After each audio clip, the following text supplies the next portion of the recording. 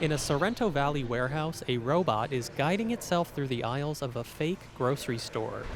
It beeps every time it turns a corner because it's a big machine that could do some serious damage. This may be a floor cleaning robot, but it looks more like a John Deere lawnmower than a Roomba.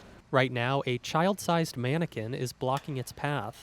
The kid won't move, so the robot waits, visually assesses the situation, and then slowly curves around the kid. Now it can safely proceed to clean up the mess in aisle 3.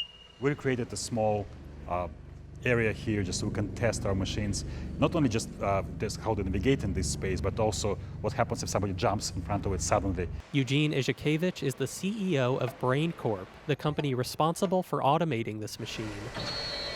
He says getting the robot to clean floors is the easy part. Making sure it never hurts anyone is hard.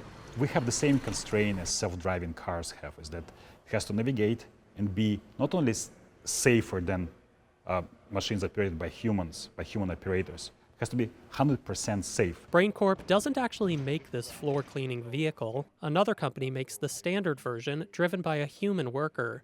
Brain Corp makes the system that helps the vehicle learn from a human driver, so it can later do the job on its own. We inserted our technology to replace a human driver with artificial intelligence. And this, so think of it as that we're replacing a person with the software driver. Brain Corp calls that software driver Emma. It's short for Enabling Mobile Machine Automation, but it's also a conveniently human name. And Brain Corp calls Emma a she, not an it. She is the driver, is the person who's responsible for the safe operation of this machine. Brain Corp grew out of Qualcomm, a company that doesn't make smartphones, but does make the chips that power them.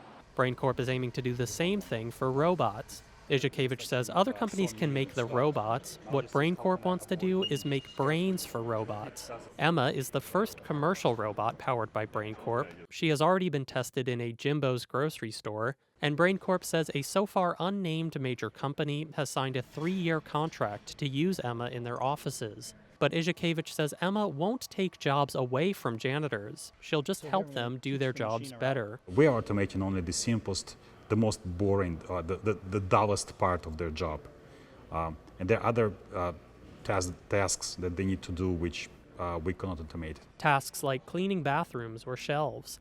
But UC San Diego robotics expert Henrik Christensen says if robots can't take a human worker's job and do it for less money, employers may not want to buy them. The hard part is that most of these people are paid minimum wages. So it's actually, you have to come up with a very cheap, cost-effective solution. Christensen says Brain Corp isn't the first company to show that floor cleaning can be automated. He says in order to succeed where others have failed, Brain Corp needs to prove that their robot can do the job for very little money. If they have created a cost-competitive robot, Christensen says that would be a big deal. But he says Emma's $40,000 price tag, which includes the machine itself plus 3 years of automation services, may be too high. This is really hard. So I'm sort of the skeptic to say this could be a breakthrough, but I want to see it before I believe it. Izhikevich says companies will start to see savings if they use Emma an hour and a half each day or more.